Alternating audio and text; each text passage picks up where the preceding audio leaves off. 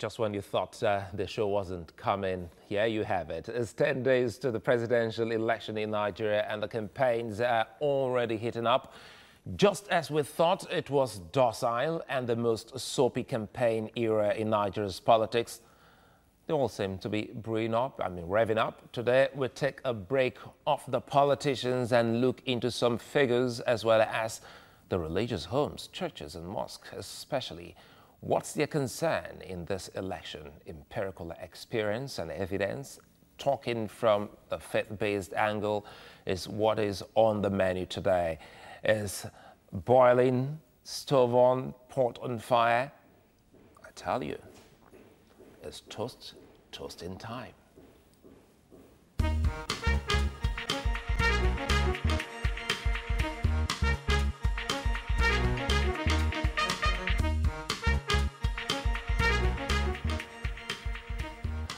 It's Political Stew. I'm Sulaiman. Later, welcome. Already, you know, it's 10 days. That's it. Closer than close, and figures are flying all around. And politicians have one thing in mind: the elections to win it.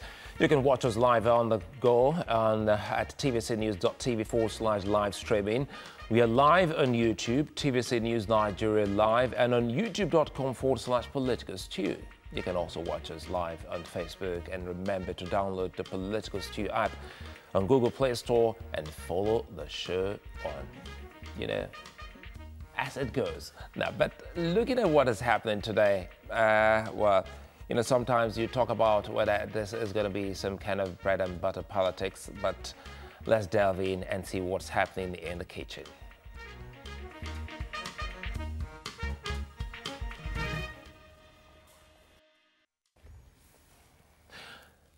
Nigeria's foremost data info analyst joins me on the show.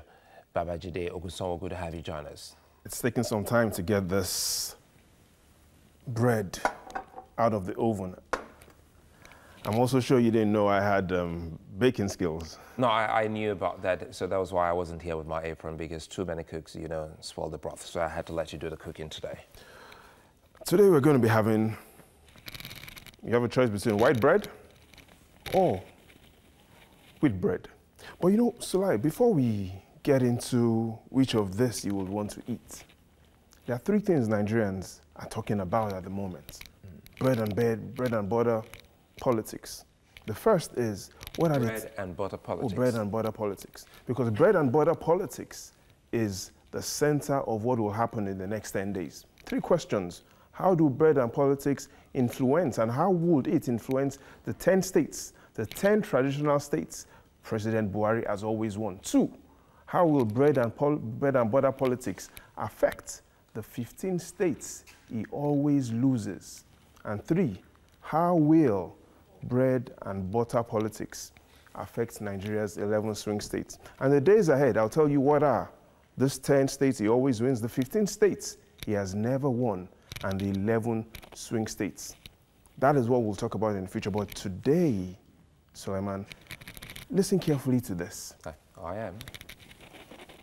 Which of these statements is true? One, white bread is better than whole wheat bread because it has more protein, more calcium, more niacin, more riboflavin. Or is wheat bread better than white bread because it has 7 times more fiber, more potassium, and more phosphorus? So which would you go for, and which is true? White bread better than wheat bread, or wheat bread better than white bread? Because I've always loved agege bread, I would have gone for the white bread because it looks like agege bread. And if you had gone for the wheat bread or you had gone for the white bread, both statements are true. White bread, depending on what you want, could actually be better than wheat bread. If you want more protein, if you want more calcium, you go for white bread. If you want more iron, you want more potassium, you want more phosphorus, you want more fiber, Solomon, you go for wheat bread. And so here's why this is important to Nigeria's politics. A lot of Nigerians are asking, who should we vote for? The APC, the PDP, or any of the other parties? Who is a better candidate? President Muhammadu Buhari or any of the other parties or any of the other candidates from the opposition. And based on this evidence, that we've seen that white bread could be better than wheat bread could be better than white bread. It depends on what you want. So we've seen that. It's just a matter of choices. It's a matter of choice. It's a matter of what you, the voter, wants. Is there sufficient evidence to show that President Buhari has performed well? Oh, yes, there is. Do we have also some evidence to show that there are several sectors in Nigeria that still needs improvement? Oh, yes, there is. And so for the voter, they have a lot of choices. They have a lot of choices, Suleiman. So I'd like us to see if we can actually start to look at them sector by sector and see if we can help, form an opinion, an empirical one, that is. That is why I did say we would like to, look at the facts and the figures. From the analysis, there are perhaps about 5 sectors, 5 things that will influence how voters will decide in this election. 5 things. And why these 5 things are important isn't just for Nigerians, it's because the entire world is watching Nigeria. 2019, Suleiman, is the World Cup of politics, and it's being hosted in Nigeria. And just like a football game, if you watch any of the last Arsenal versus Man City game, there are 3 things every football match has. It has the 2 teams and the spectators. And so exactly that is what is going to happen in this election. On one side of the field, you have the 20 million Nigerians that are unemployed. On the other side, you've got 70 million Nigerians that have got jobs. And then, in the spectator side, observing this match, you've got over 100 million Nigerians. And here's why this is important. The most recent report from the NBS says we've got 20 million Nigerians that do not have jobs. But within that report, it shows that we've got much more Nigerians who have jobs. 70 million Nigerians have got jobs. And then you have that category of individuals that are not yet in the labor force and have gone above the labor force. And that's where you have that category of 100 million Nigerians who are not in the labor force, who will be observing how this game will be played between those that have jobs and those that do not have jobs. And these are the 5 things that will most likely influence the result of the elections: bread and butter politics. The first, corruption. How do Nigerians and how has the fight against corruption been? And the evidence, the most recent evidence which we saw coming out this week from Transparency International provided us with a new rating, but it wasn't a positive one. The information from Transparency International shows that Nigeria's corruption score is still weak, 2.7 over 10. In other words, we are still in the bottom 20% of all countries when it comes to corruption. But Transparency International does not blame the present government for this. It says corruption has been a historic problem. Corruption has been in Nigeria's kitchen for a long while. But if you even look further into their reports, you'll notice that not just Nigeria has a corruption problem, everywhere around us there's corruption. Benin, Niger, our neighbors, they've also scored an F9 in corruption. Chad, Cameroon, Transparency International tells us that corruption in Cameroon and Chad is much worse than in Nigeria. And so corruption isn't just a Nigerian problem. It makes me think about it, Suleiman, that it's corruption in the DNA of Africa. But do we have hope? Yes, we have. Because the information we have as well shows that Transparency International only measures corruption in the public sector. What the government seems to be doing is fighting corruption in the public sector as well in the private sector. So Transparency International does not say anything about how the government has been successful in fighting corruption in the private sector. So considering the progress that has been achieved because of the bank verification number, So you in your findings, you found some form of progress especially in the private sector, in the fight against corruption? Oh, yes. Personal polling shows that corruption has reduced in the private sector. And that's because there's more enforcement. And we also have, we have a threshold at which people have withdrawn in terms of their willingness to engage in corrupt practices. So what you'll notice, for instance, is based on policies like the whistleblower policy, the government has been able to recover over 100 billion naira from that program. You also have programs that have been implemented by the Ministry of Finance, which has also allowed tax evaders to return money. So while we still have to do a lot more fighting corruption in the public sector, especially in the police and judiciary, there's a need to continue the progress made in fighting corruption in the private sector. And that is the summary of the corruption fight. So we have a lot of people that will look at the gains that have been achieved in the fight in corruption to make that decision. And you also have some people that will look at the challenges that we still face in fighting corruption, especially the slow rate at which it is to get justice and get people that have been alleged to have stolen public funds, to get those cases quickly out of court. You know, does this fight have, you know, any relation with inflation in the country? Inflation and corruption, just like a good pot of stew with too much spice, don't mix. So what you have is corruption doesn't necessarily affect what we've seen in inflation. But what we've seen in inflation is the government has been able to also tame the rate of inflation. But what bothers Nigerians most isn't the inflation that the economists talk about every day on TV. What Nigerians are bothered about is this, Sulaiman. How does the government ensure that the price of foodstuff comes down? Food inflation, much more important than core inflation or headline inflation. And here's why food inflation is more important, Sulaiman. 64% of all household purchases that you and I make, 64% of all our spending goes on food. In other words, for every 100 naira we spend more than 60 naira buying food. And so the question for today is, has the government made progress in ensuring that we are self-sufficient in food production, or are the challenges of food production weighing us down? So what was your finding? There are three things that we should look at when it comes to food. The first is the food import bill. Listen carefully to what I'm about to tell you. In 2014, we spent over $1 billion importing rice. That is now down to $19 million.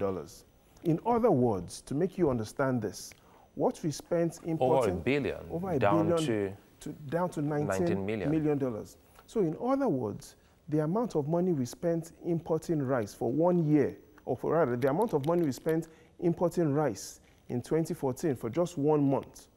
1 month worth of money that we spent importing rice in 2014, we can use that money now to import rice if we choose to for 4 years. Let's look at sugar. As well, 3 years ago, we spent over $400 million importing sugar. Right now, that is down to half. Fish, over $900 million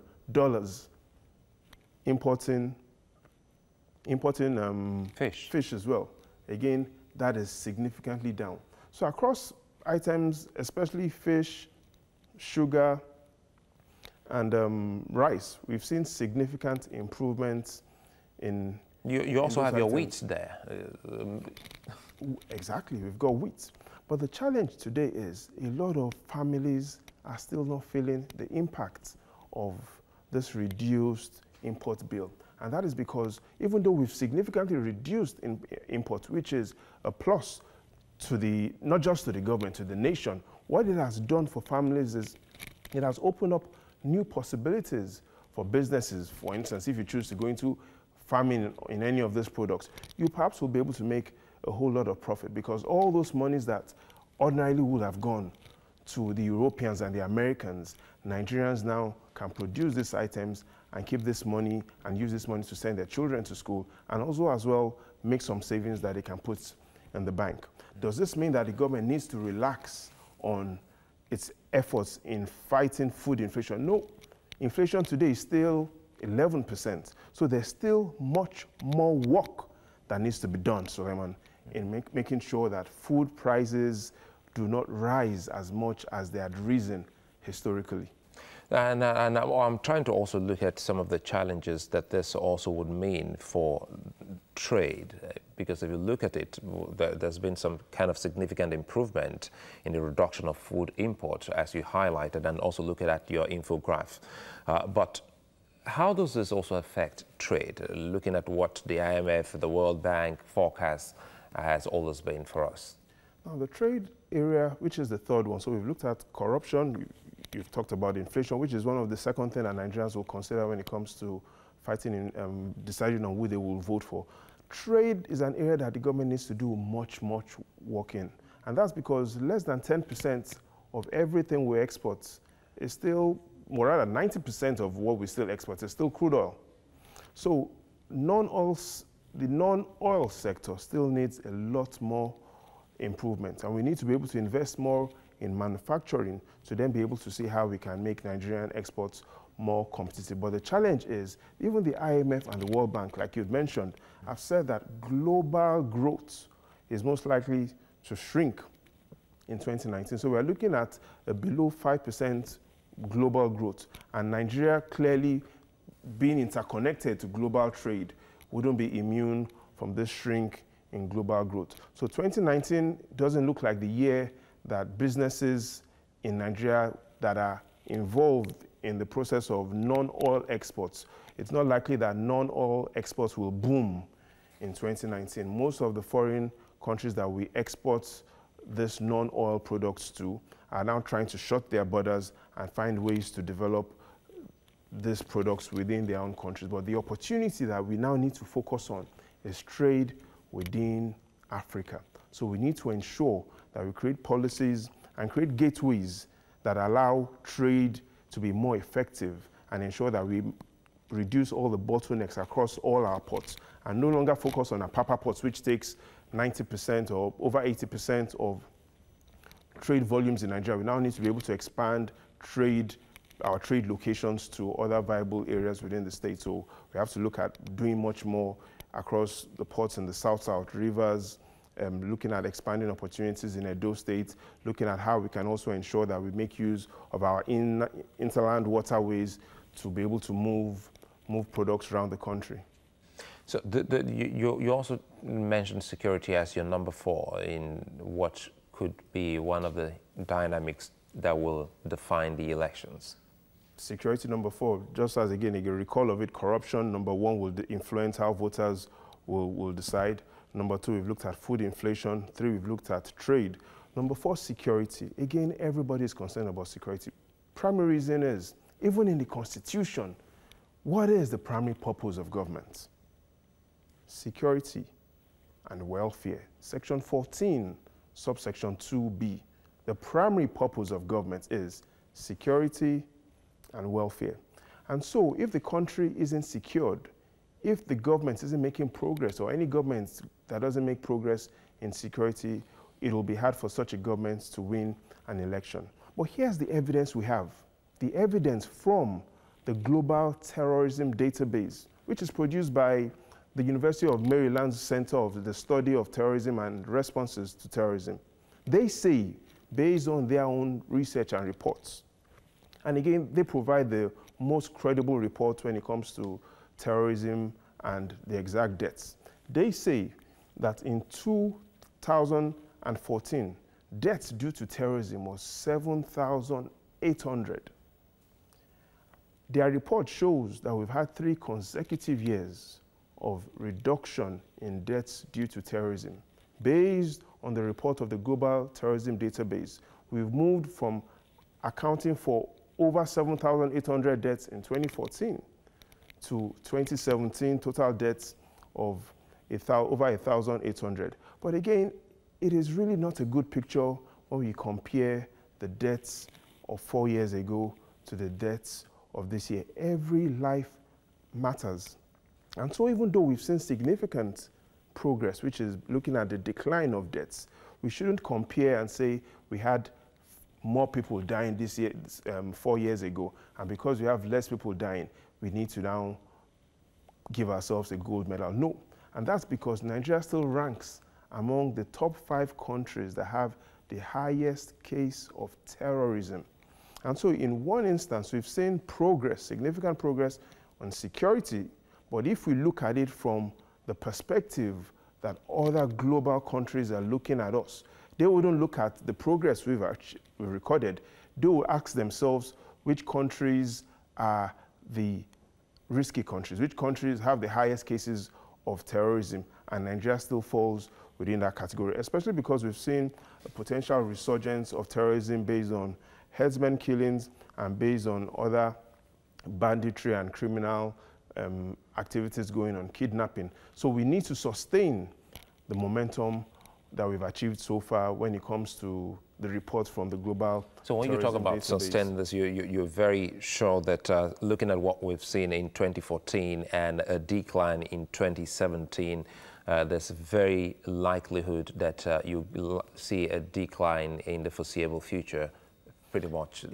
If we follow the trends, we are likely to see a decline. The concern we have today is, while we are winning the war against Boko Haram compared to where we were before, Boko Haram has created another faction led by the son of his former leader. So we now have Boko Haram that has evolved to the Islamic State of West African province led by Al-Musab Banawi faction. And he's pledged allegiance to ISIS, and what has happened is because he's pledged allegiance to ISIS, their tactics have evolved. So we have a case of Boko Haram fighting the Nigerian defense, who are also making significant progress. But the challenge is the Nigerian defense and the Nigerian army is fighting Boko Haram as if it were fighting a conventional war. Boko Haram, it's a guerrilla warfare. So the strategy of the Nigerian defense also has to evolve much faster than even that of ISIS. And so if we're able to ensure that we improve the morale of the army, we're able to access better equipment, and we're able to train our fighters much quicker. More importantly, we're able to evolve our strategy. Now, I'm trying to win that war. And the reason why this kitchen is really hot for when we discuss security is because the fight against terrorism is really about a war on peace. And so if we do not win that war on peace, it'll be hard for us to move to the last important thing that will influence voters, and which is welfare. Welfare. So, welfare. Let's talk more on that. Welfare, again, it's in the Constitution. The 2 primary purposes of government, security and welfare. And for the layman, welfare is better access to health. Today, we only have 1 doctor for 6,000 Nigerians. Welfare means better infrastructure. And even though when we look at infrastructure, we see the government spending much more in infrastructure. We're looking at an investment right now in works, power and housing of over 300 billion naira per annum. That's 3 times what it was 4 years ago. So we see much more investment in works, power and housing, but Nigerians still want to have stable electricity. So that is welfare. Welfare is more jobs for Nigerians. But again, while we know and we understand that we've got 20 million Nigerians who are unemployed, the evidence also shows that we've got 70 million Nigerians who have jobs. So the government has 2 challenges. The first is we need to get those 20 million Nigerians who've got no jobs, we need to find them good jobs. And for the 70 million Nigerians who already have jobs, they need to get better paid and they need to improve their productivity. And if voters consider and ask themselves, in what category are you? Are you among the 20 million that need a job, or are you among the 70 million that has a job, or are you among the 100 million who is observing the football match between the unemployed and the employed? So in other words, this is within the social investment program of the government when you talk about welfare. The government has made great progress on the social investment progress. Or perhaps you could say the government has made good progress, but we need to have great progress. And why do I say we've made good progress? There are several factors we could look at, but one that stands out the most is the school feeding program. On the school feeding program, you've got 9.3 million children that are being fed every day. That is, for me, perhaps the greatest of the social investment programs we've had in the history of any civilian government. And here's why it is important. 9.3 million children, Suleiman, is more than the population of Israel. 9.3 million is more than the population of several of our neighbors. Just imagine this. What is 9.3 million? 9.3 million is the equivalent of the population of the United Arab Emirates. So in simple terms, we have a feeding program that is feeding the size of the population of the UAE. But again, all of this sounds like good news. But the plan isn't for the government to hear the good news. It's for them to find ways to move from good to great. And by moving from good to great, it means that we need to get more states involved. Just consider this. There's a lot of pressure on the government. And even if we go by what Ronald Reagan said in his second inaugural address in 1985, he said, government isn't the solution to our problems. Government is the problem. So what we need today isn't more of government. What we need is more of governance. We need the federal government and the state governments and you and I to cooperate better rather than compete. What we see today is the politics of competition. This election perhaps wouldn't be decided by those that are pro-Buhari or pro-Atiku. It's likely to be decided by those that are anti-Buhari and anti-Atiku. And so that is politics of hatred. We need politics of togetherness. We need the states to be more involved. Only last year, the states got from the federation account 2.5 trillion naira. That is the amount all the 36 states collected from the federation account. So we also need to ensure that while the federal government is making some effort to make progress, we ensure that the states also create policies and programs of social welfare that will allow a lot of people to get out of poverty. It is no joy to you and I for us to read reports that Nigeria is the poverty capital of the world. And so again, there are 5 things in this kitchen that should influence voters. Their perception on corruption. Are we winning or losing the war on corruption? Food inflation, trade, security, and welfare. And again, several people have asked, who should we vote for? I tell people that just like Prophet Muhammad and Jesus didn't have any credentials. His claim to fame was his uniqueness. The things he said he would do. Jesus did not even have, was not a certified carpenter. And so what we need to look at is the candidates and do they have the character to run these programs. Let's leave their manifestos. What Nigerians, the real manifesto Nigerians want is the manifesto of public good. That is what Nigerians want. I think it's a good place for us to end it. And can I go for any? And I did say I prefer the white bread. And just as I started and I told you, white bread, wheat bread, it depends on your preference. Choice. PDP, APC, it depends on your preference. Again, but we don't even have to be limited to these parties. Again, the manifesto Nigerians should focus on is the manifesto of public good. Many thanks, Babajide Ogunsanwo. Thank you for coming on. I think you will also enjoy this bread if you toast it better. We'll take a moment, we'll be back.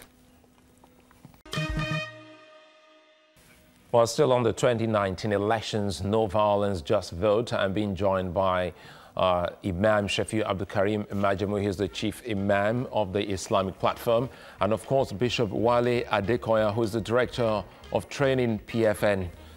Gentlemen, good to see you on the show. And I like that because I was privileged to be at that, meeting you had with a lot of Nigerians talking about the essence for us to have non-violence election. And that's why I said, hey, Political Stew would love to have you and tell Nigerians pretty much what this is about. Let's start with you, Bishop Adekoya. Do you still think we have this culture, of violence towards elections that has made both of you come together to say you want to sell the idea of peace to the people? Well, looking around even in the past few weeks and months, you will see that violence is still much around us.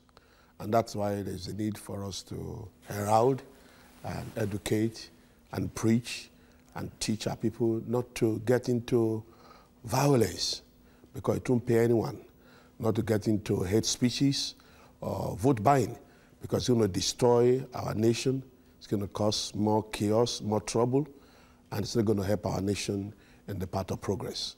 And that's why we came together at this seminar to our religious leaders, both the Christian and the Muslim, to say, let's go out there and tell our people, no violence in this election. Just go in there, vote, and get out.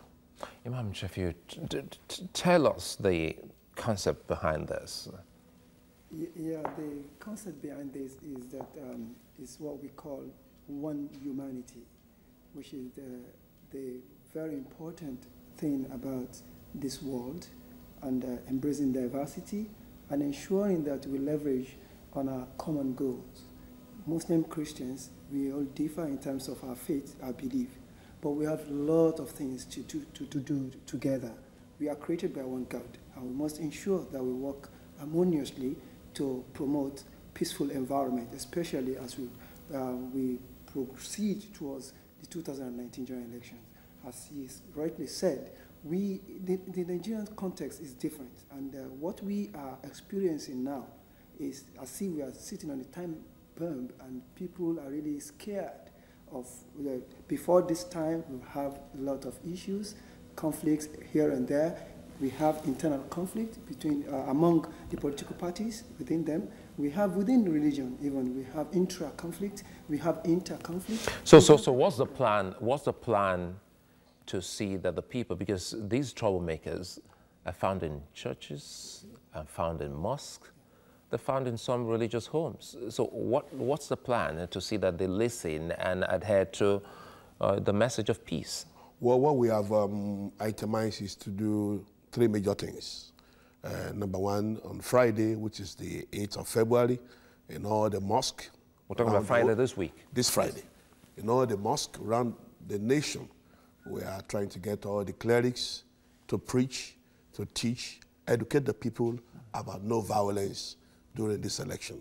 You just go in there, vote for the right person you have chosen, and avoid all forms of violence. That will be done in all the mosques on Friday, the 8th. We're trusting God that that will happen. And then also on Sunday, in all the churches throughout the nation, we're trying to get pastors, bishops, reverends to preach, to teach and educate their people. Go out there, just vote, avoid all forms of violence. Don't get involved in any violence, vote buying or hate speeches. So that's going to take place on Friday in the mosque, and then on Sunday in the churches. And on Saturday, we're trusting to have rallies in about 10 major areas that we have itemized, which are sensitive areas within the nation. There are going to be rallies going around, educating people, telling people to avoid violence and to avoid anything that will cause destruction to our nation. I think this is beautiful and novel because it's quite instructive that this is coming from the two major religions we have. And now tell us, how is this march, the rally, going to take? What shape is it going to take? Is there, a thing that will identify that these people are from your message and out there on the street? Yeah, well, what the method, the strategy we are adopting is very simple. We are going to converge. We have already invited some religious leaders and also some traditional leaders, the youth, to join us. So we're going to converge. We have picked about, as rightly said, 10 states. But our major focus will be on 7 states. These are flashpoint states. And the whole essence that we have considered the zoning formula of the country, where we have 6 geopolitical zones. We've picked one state from each of these zones. So for those who are not, will not be involved in this, they will have to do other things by ensuring that they go around and sensitize the public. The whole essence of the rally is to sensitize the public about the following things. 1, we want a non-violent election. So we want a situation where you go out there, and thus we have a very good slogan where we say no to violence, just vote. And all we want is that don't join anyone, don't be a troublemaker. Okay. Go there, vote, and go back to your house. Then the second one is that we're trying to... I think I would have loved what you wanted to say, just vote and get out. Yeah. I wanted to end that with him, and he stopped. The second point is that we want to sensitize people about vote buying, that this is detrimental to ourselves as an individual and as a country at large. We must ensure that our vote, because it's our civic right and responsibility to vote, we must not sell our vote because it's our conscience. The third one is that we're looking at a situation whereby religious leaders would jettison the normal practice of inciting people along religious ground and the ethnical ground, whereby you go onto your pulpit and incite people. You say negative things about your own country, about other people. This is part of what... Because it's sorry to cut you there, because I'm coming back to Bishop Adekoya, because sometimes what comes to mind is perhaps when the cameras, lights are not there, it would seem as if sometimes the imam stands on the pulpit and he tells them, when you see a Christian, go out there and fight them. And the pastor tells the same thing to the congregation, that these Muslims, I think, well, they're troublemakers. When they slap the left, don't turn the right, kick them. Because how come that we see both of you and a lot of others, they come together, you know, on the table of brotherhood, but we still see people fight? Who incites these people? Well, you know, it's important to understand that the 2 major religions we're talking about, the Christian faith, the Muslim faith, does not preach violence. They stand for peace, they stand for non-violence. And so any of the clerics in any of the 2 religions should actually stand for peace and non-violence. Irrespective of who is watching, do what's in the books. Yeah, and you know, even if we go back to our traditional beliefs or culture, violence is not part of our lifestyle, even in this part of the world. It's strange to us. So why would anybody go out there and begin to incite people to cause violence? If your children are part of those who cause violence or involve in violence, you can imagine what will happen to your children, the youths out there. So we say to people, let's not get carried away when we get behind the pulpit. Let's not get too excited. Or let's not allow our anger or hatred for people to get to the point where we begin to incite people, especially young people, to get involved in violence, because it's going to boomerang. It not only affects the society, it will eventually affect our homes, our families, and destroy us. So when you people converged here, what was the outcome of that, you know, seminar you had? Yeah, the outcome of the seminar is that we had what we call a communique. Which That's is away from the prayers and the march. And the march. So one of them is that we are advising the INEC, I mean the Independent Electoral Commission, to be fair in the conduct of the election. The umpire must be fair. Yeah.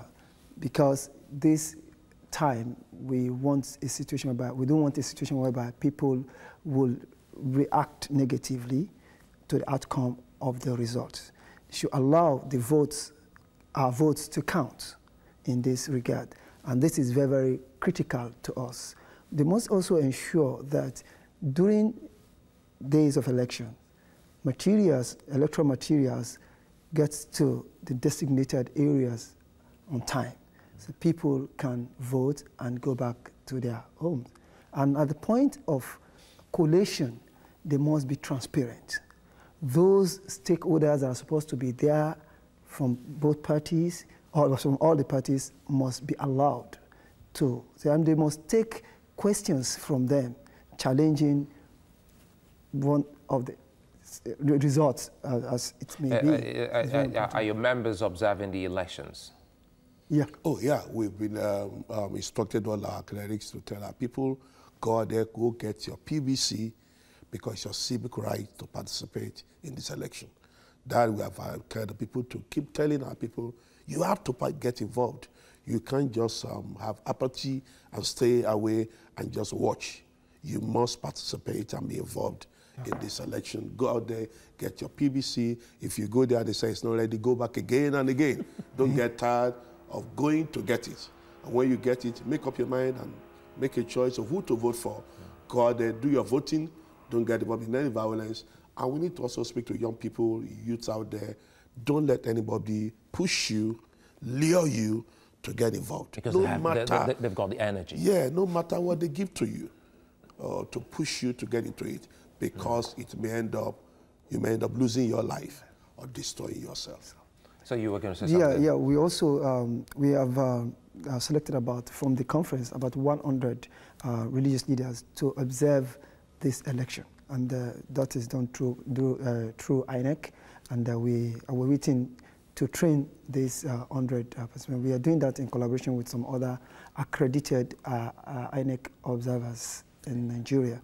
And at the same time, we're also asking some of the religious leaders to reflect this non-violent election in their sermons all through, during and after, immediately after the election, that this will resonate our intention and idea of actually promoting a non-violent campaign. Let me see if I can recap this. So we're talking about the Muslims, the imams, when they get out there during their sermons, during the Khutbah prayer, Khutbah, which is the sermon of the imams, you want them to talk about the need for violence, election, and you say it will also be a prayer day for the Muslims, and for the weekend, which is on the 9th, there is a march for a rally at about 7 states. 7 states. Seven states. Yeah. Is the FCT, is Abuja part of it? No, we pick Kaduna. So you said flashpoints. Flashpoints. Kaduna, we pick Maiduguri in Borno State. No, we didn't go to Plateau. We go to we'll be in Yobe. Now we'll also be in Rivers, in Port Harcourt, and Akwa Ibom. We're going to be in Owerri, in Imo State. We're going to be in Lagos and Kwara State. So you came with that. That's a T-shirt, right? Yes. We have our slogan, and this T-shirt was signed by the religious leaders during the conference, and we just say we're doing this under the auspices of the Interfaith Citizen Observers Network. No to violence. And we say no to violence. Just vote. Just vote. So you said people were signing? Yeah, people were signing. Yeah, all the religious leaders. Oh, nice. All right. So this is buying into the peace accord. Yes. Once you sign this, signed by all religious leaders. All religious leaders are present at and some are still signing. This is fantastic. I'm so excited having you on the show, because this is very important. If the nation burns, we all go down. So Bishop Adekoya, many thanks for spending time with us here on Political Studio, and Imam Shafiu, many thanks for spending time with us. Well, I think time for me to go back to my bread, and because I'm not done yet with that bread from Babajide Ogunsonwo. Many thanks for being such nice company on the show. We'll be back again next week, and that will be just before the big moment, Nigeria's presidential election.